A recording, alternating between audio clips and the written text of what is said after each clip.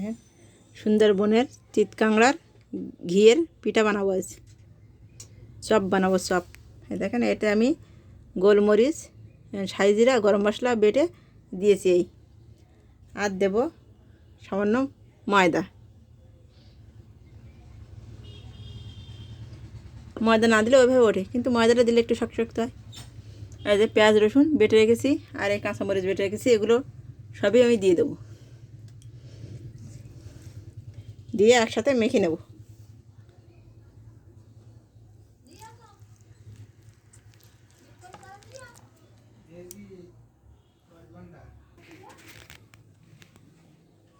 সামান্য হলুদ দেবো আর লবণ দেবো, পরিমাণ মতো লবণ দেবো আর হলুদ দেবো,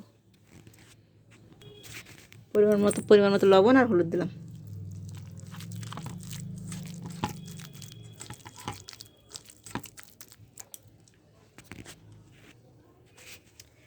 আমাদের বাড়ি একটা বাচ্চা, আমার ছোট্ট একটা মেয়ে আছে, বাচ্চা মেয়ের জন্য একটা ঝাল বাদে চপ বানিয়ে রাখছি।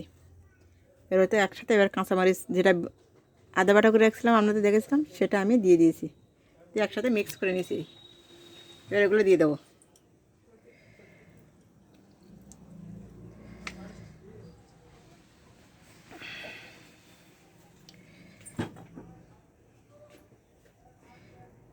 ঠিক আছে, চালা কোন যাতে হবে আমি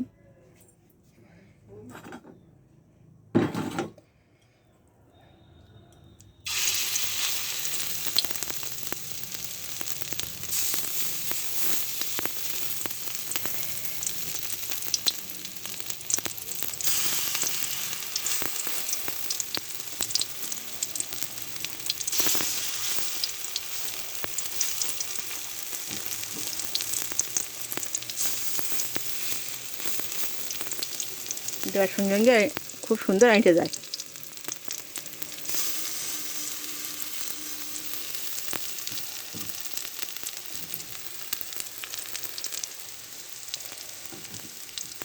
এর আমি আপনাদের দেখাইছি কীভাবে দিলাম। চিতকাংড়া ঘিয়ের চপ দেখেন কি সুন্দর দেখাচ্ছে, খেতেও মজা। আপনারা এভাবে খেয়ে দেখবেন।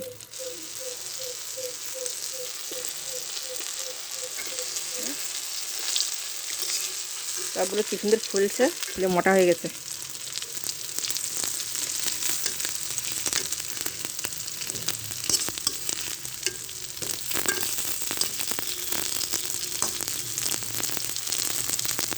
এবার আমি উঠিয়ে নেব।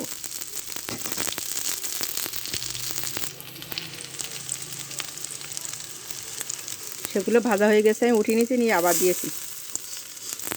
দেখেন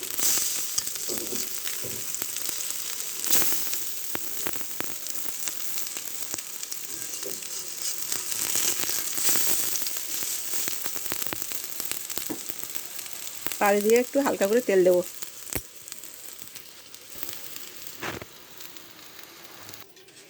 1 মিনিটের জন্য ঢেকে দিলাম, কারণ আমি খুব বেশি তেল দিই না, তো 1 মিনিটের জন্য ঢেকে দিলে ওর ভিতরে যে পেঁয়াজ রসুন কাঁচামরিচ ওগুলো সিদ্ধ হয়ে যায়। এই জন্য করে 1 মিনিটের জন্য ঢেকে দিতে হয়। আবার অনেকে যারা অনেক মানে 500 মতো তেল দেবে, সে তেলের ভিতরে ছেড়ে দেয়, সেক্ষেত্রে ঢেকে দেওয়া লাগে না।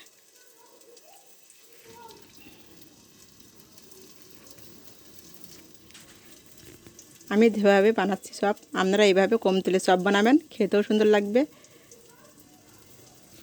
আর আমার রান্না, আমার এভাবে চপ বানানো যদি ভালো লেগে থাকে, সাবস্ক্রাইব করে দেবেন। দেখেন চপ বানাচ্ছি, খুব সুন্দর হয়েছে আর খেতেও মজা, দারুণ। সুন্দরবনের চিতকাংড়া ঘিয়ের পিঠা, ঘিয়ের চপ, যাই বলেন না কেন, খেতে মজা।